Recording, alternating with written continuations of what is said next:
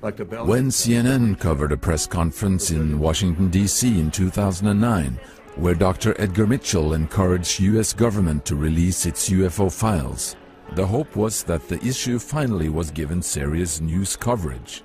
Former Apollo astronaut Edgar Mitchell, the sixth man to walk on the moon, told the National Press Club he's convinced. But there isn't convincing proof that's going to convince the entire world at this point. That is correct. That is what we're trying to open up. We're about to go out and do our little hoax. But CNN chose to let two boys with air balloons have just as much time in the report, demonstrating how they managed to fool UFO believers. Again, we're not trying to prove or disprove anything, but it's okay to be skeptical.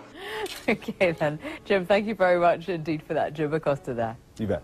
Well, the role of the media in the flying saucer phenomenon is a very, very important one. I think it's very clear that in the United States, at the very least, that there were efforts during the very earliest days to try to get the media to basically dampen down expectations and dampen down public enthusiasm concerning extraterrestrial life and the flying saucer phenomenon.